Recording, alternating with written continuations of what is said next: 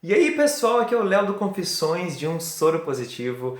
Antes de a gente começar esse vídeo, eu quero pedir para vocês não se esquecerem de dar um like no vídeo, se inscrever no canal e apertar o sininho para poder receber todas as notificações sempre que um vídeo for postado.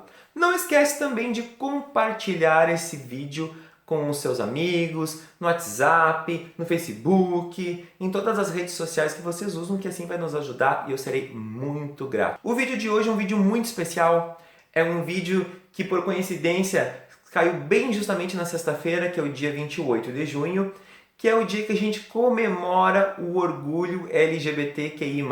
E é por isso que hoje a gente vai falar justamente sobre isso. Hoje a gente vai falar sobre por que hoje é o dia que se comemora o orgulho LGBTQI+, e por que é importante comemorar o orgulho LGBTQI+.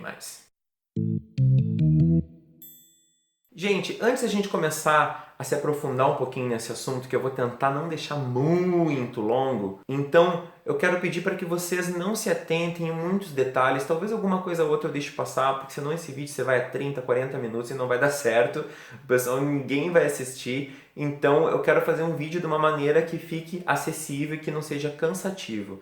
Então me perdoem se eu esquecer algum detalhezinho, uma coisa ou outra nessa história toda, mas o que importa é a mensagem para que compreendam o porquê que a gente comemora no dia 28 de junho o dia do orgulho LGBTQI+. Mas, para tanto, a gente precisa voltar no tempo, muito, lá em 1952, porque a gente tem que compreender um contexto social da época, anos atrás, muitos anos atrás, enquanto em 1952 a homossexualidade era considerada uma doença mental. Isso mesmo, gente. Anos atrás, e não muitos anos atrás, nós, LGBTQI+, éramos considerados doentes mentais, pessoas com problemas mentais. Isso só mudou no dia 17 de maio de 1990, que foi quando a Organização Mundial da Saúde retirou a homossexualidade da lista internacional de doenças mentais. A partir dessa data, 1990, nós deixamos de ser oficialmente considerados doentes mentais. Aí a gente já começa a compreender toda a questão da discriminação, quando muitas pessoas, às vezes ainda hoje, nos ofendem como pessoas doentes, e nos chamam de doentes porque a gente ama uma pessoa do mesmo sexo, enfim. Ainda lá nos anos 50 e 60, a gente precisa compreender que existia muito preconceito e existia muita discriminação. E na grande maioria dos países, a homossexualidade era crime, inclusive. As pessoas eram proibidas de ser homossexuais. Inclusive, em alguns países, até hoje, é proibida a prática homossexual. Em alguns países, até hoje, é proibida a propaganda homossexual, como falam, como é o exemplo da Rússia. Em alguns países, infelizmente, ainda hoje, pessoas como nós, LGBTQI+, são condenadas à morte se for comprovada que tiveram um ato sexual homossexual, um relacionamento homoafetivo. Mas agora a gente vai para um bairro específico, que é o Greenwich Village, que é um bairro em Manhattan, em Nova York, né, nos Estados Unidos. É um lugar muito periférico, é um lugar onde as pessoas marginalizadas viviam lá. E existia um bar lá que se chamava Stonewall Inn, que era frequentado justamente, basicamente, por essas pessoas marginalizadas socialmente. Esse bar, ele era gerenciado por pessoas da máfia, pessoas que se aproveitavam um pouco dessa situação e que inclusive tinham contatos, olha só como não é de hoje, com pessoas da polícia para que seu bar pudesse funcionar. Porque nos anos 50 e 60 ainda existiam leis anti-gays muito fortes lá nos Estados Unidos. Para vocês terem uma ideia, nessas épocas, a mulher, inclusive, ela seria presa se ela não vestisse pelo menos 3 peças de roupa consideradas, na época, femininas. Gente, eu estou falando dos anos 50 e 60. Eu não estou falando de 1800 e pouco, eu estou falando de agora há pouco tempo atrás. E homens, obviamente, não podiam também se vestir com peças femininas. Não podiam se vestir com roupas femininas. vestidos, etc. Então o que as pessoas faziam? Essa comunidade de rua, profissionais do sexo, jovens LGBTs afeminados expulsos de casa, jovens drag queens e transexuais, lésbicas masculinizadas, elas se encontravam em lugares como esse bar que era o Stonewall Inn. Em consequência disso, acabavam ficando muitas vezes na mão, não só da polícia, mas como também desses mafiosos, que eram as pessoas que controlavam esse bar. Existia também toda uma questão de controle de bebidas para pessoas LGBTQI+. Era um caos. A boate era pelo menos fiscalizada uma vez no mês, quando não mais vezes, e as pessoas elas saíam de lá muitas vezes presas, porque estavam no bar, ou vestida com uma roupa feminina, ou porque existia uma mulher mais masculinizada com menos de 3 peças masculinas. E quando era só preso era pouco, né? Porque às vezes as pessoas elas realmente tomavam um sarrafo de graça da polícia para aprender a ser homem, essa é a verdade. E tudo isso tinha aval político, porque essas pessoas não tinham a quem recorrer, na verdade. Elas não tinham a quem dizer, olha, está acontecendo isso aqui. Porque, na verdade, existia toda uma legislação que legitimizava esses atos da polícia. Percebe que a questão da marginalização da comunidade LGBT, da qual nós estávamos conversando no último vídeo de segunda-feira, a gente consegue compreender um pouquinho mais de como isso começou, de como isso foi se desenvolvendo e como realmente a nossa comunidade, de uma forma geral, ou fingia e se adequava a padrões, ou ela era completamente marginalizada, agredida e ridicularizada de todas as formas possíveis. Mas isso aconteceu até o dia 28 de junho de 1969. E hoje, 28 de junho de 2019, está fazendo 50 anos em que a comunidade LGBTQI+, que frequentava o Stonewall, resolveu dar um basta e resolveu enfrentar não só a polícia, mas também aos mafiosos e meteu o bolor em tudo e caiu realmente para pancadaria. E vale lembrar que essa luta ela foi encabeçada principalmente por 2 ativistas transexuais, uma delas é a Sylvia Rivera e a outra é a Marsha Johnson. Elas foram muito importantes, elas eram consideradas na época drag queens de rua, porque elas tinham realmente uma questão de carência, mas elas também já faziam um trabalho de ativismo entre a comunidade LGBTQI+, que frequentava o bar Stonewall Inn. Essa revolta durou alguns dias. Ela é realmente um divisor de águas quando se fala de movimento LGBTQI+.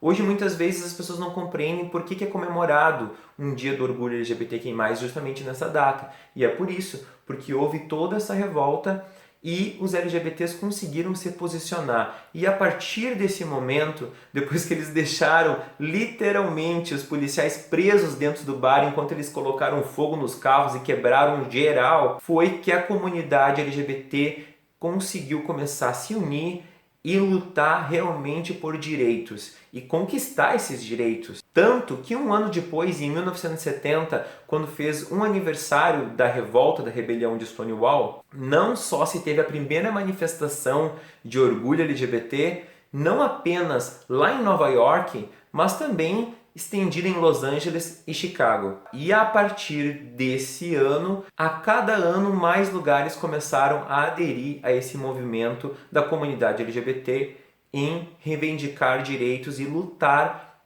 por tudo aquilo que está errado e por toda essa opressão, por toda essa questão de diferença social que existe ainda entre nós e pessoas que não são parte da nossa comunidade, isso é inegável. Claro que alguns lugares não comemoram exatamente no dia 28 por uma questão de logística.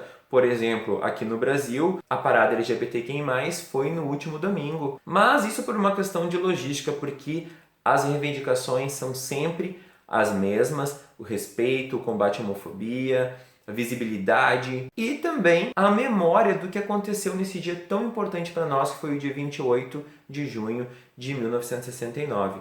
Se não fossem aquelas 2 drags transexuais afeminadas a começar a descer o pau nos policiais, talvez hoje as coisas seriam um pouquinho diferentes. Isso foi um trampolim para o movimento LGBT.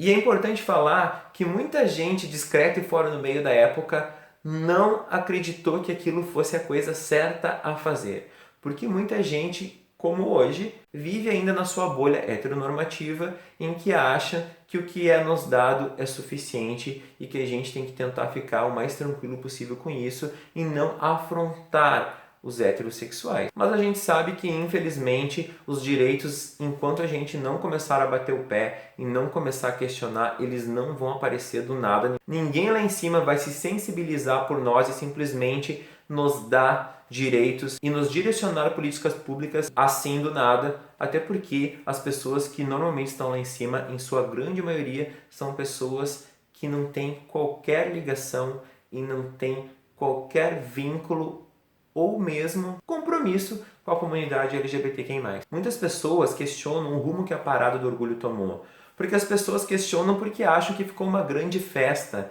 e as pessoas questionam porque acham que as pessoas não precisam se vestir de mulher para ir para a rua, elas questionam porque acham que se tu é ser humano, tu não precisa vestir uma bandeira, todo mundo é igual. Gente, coloca isso na cabeça. Nós deveríamos ser tratados de uma maneira igual, mas nós não somos tratados de uma maneira igual. No momento que a gente ainda está brigando por uma lei que criminalize a homofobia, é porque realmente as coisas não estão iguais. No momento que existe pessoas apanhando na rua, simplesmente por estarem de mão, só porque é uma pessoa do mesmo sexo, elas não estão sendo tratadas de uma maneira igual. No momento que uma travesti é espancada, como aconteceu há pouco tempo aqui no Brasil, colocada num carrinho de mão e levada para ser desovada da maneira mais cruel possível, sem que ninguém fizesse nada, nós não somos tratados ainda de uma maneira igual. Nós precisamos de visibilidade e nós precisamos mostrar que nós estamos aqui e que nós não vamos ficar quietos, justamente como aconteceu no passado, 50 anos atrás, na revolta de Stonewall. E a gente não pode esquecer, tem uma frase que eu gosto muito e ela faz muito sentido, que o fervo também é luta. Toda vez que a gente sai para a rua, a gente está cometendo um ato político, porque a gente está se expondo, a gente está mostrando quem nós somos numa comunidade, em uma grande parcela não nos aceita assim, que nos agride, nos maltrata e nos mata. Então, só de nós sairmos para uma rua, colocar uma música, colocar uma roupa muito colorida e chegar ali e atravessar uma avenida dançando, mostrando que estou feliz por estar ali, mostrando que eu me amo por ser quem eu sou, mostrando que eu consegui sobreviver a todas as agressões que eu sofri na vida por eu ser um pouquinho mais afeminado, por eu não me enquadrar nos padrões que a sociedade me impôs, por eu ter sido de repente expulso de casa como muitos são e ter tido que enfrentar a vida completamente sozinho, por eu ter apanhado do meu pai, por eu ter perdido amigos que perderam a vida em atos covardes de agressão física. Eu sou sim um sobrevivente. Você, LGBTQI+, também é um sobrevivente. E nós temos sim que mostrar que nós estamos orgulhosos e resistentes contra todo esse sistema que tenta nos calar e que tenta fazer com que a gente perca nossa voz e visibilidade, principalmente na conjuntura atual, não só aqui no Brasil, mas também em outros lugares, que existe um crescimento de todas as questões de fundamentalismo religioso, de uma direita extremista que quer nos silenciar e nos invisibilizar. Então, hoje, mais do que nunca, nós precisamos mostrar o nosso orgulho e nós precisamos mostrar que nós somos, sim, resistentes e que nós estamos aqui e que nós vamos dar nossa cara a tapa, mesmo com tanta gente ainda, infelizmente, nos odiando. Por isso, gente, mostre o seu orgulho, não se escondam, mostre o seu orgulho. E eu sei que isso não é fácil, todo mundo passa por esse momento de aceitação, autoaceitação. E para aqueles que ainda estão nesse processo, eu digo para vocês, sempre melhora, uma hora vai melhorar. Espero que vocês tenham gostado, espero que vocês tenham compreendido por que é importante essa comemoração para nós e o porquê que essa comemoração se dá no dia 28 de junho. Um beijo no coração de todos, até a próxima!